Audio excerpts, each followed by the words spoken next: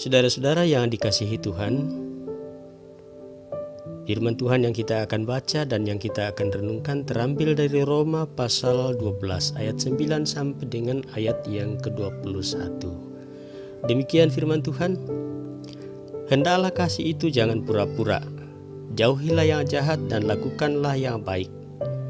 Hendaklah kamu saling mengasihi sebagai saudara dan saling mendahului dalam memberi hormat. Janganlah hendaknya kerajinanmu kendor, biarlah rohmu menyala-nyala dan layanilah Tuhan. Bersukacitalah dalam pengharapan, sabarlah dalam kesesakan dan bertekunlah dalam doa. Bantulah dalam kekurangan orang-orang kudus dan usahakanlah dirimu untuk selalu memberikan tumpangan. Berkatilah siapa yang menganiaya kamu, berkatilah dan jangan mengutuk. Bersukacitalah dengan orang yang bersukacita dan menangislah dengan orang yang menangis. Hendaklah kamu sehati sepikir dalam hidup bersama. Janganlah kamu memikirkan perkara-perkara yang tinggi, tetapi arahkanlah dirimu kepada perkara-perkara yang sederhana. Janganlah menganggap dirimu pandai. Janganlah membalas kejahatan dengan kejahatan. Lakukanlah apa yang baik bagi semua orang. Sedapat-dapatnya kalau hal itu bergantung padamu, hiduplah dalam perdamaian dengan semua orang. Saudara-saudaraku yang kekasih, janganlah kamu sendiri menuntut pembalasan, tetapi berilah tempat kepada murka Allah, sebab ada tertulis, pembalasan itu adalah hakku, akulah yang akan menuntut pembalasan, firman Tuhan. Tetapi jika seterumu lapar, berilah dia makan. Jika ia haus, berilah dia minum. Dengan berbuat demikian, kamu menumpukan bara api di atas kepalanya.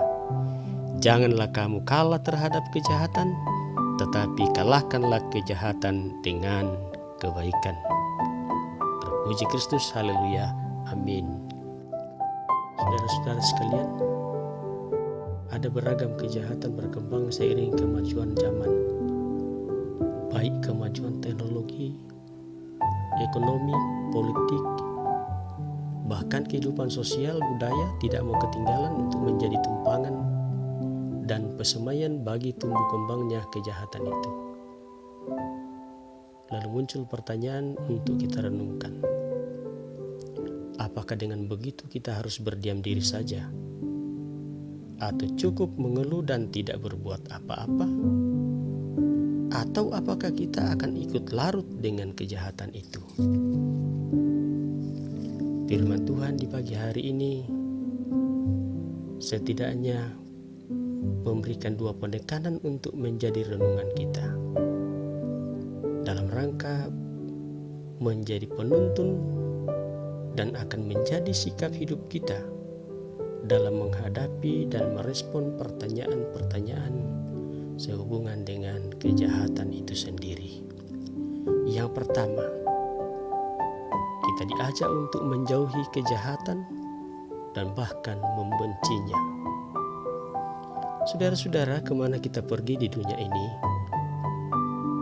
kejahatan akan selalu menghampiri. Dan dengan kekuatan kemampuan kita sendiri, kita tidak akan pernah mampu selain karena Tuhan sendiri yang memampukan kita untuk memisahkan diri kita dan menjauhi kejahatan itu. Oleh sebab itu, kita hanya berharap kepadanya untuk menolong dan memampukan kita dalam menjauhi kejahatan-kejahatan yang ada. Yang kedua, saudara-saudara yang dikasihi Tuhan,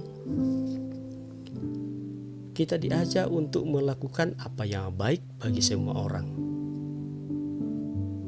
Kebaikan yang sungguh, kebaikan yang tulus.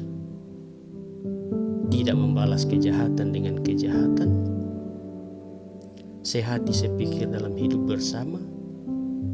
Hidup dalam perdamaian dengan semua orang. Bahkan memberikan makan dan minum kepada setru yang lapar dan haus. Hanya dengan jalan demikian, saudara-saudara sekalian,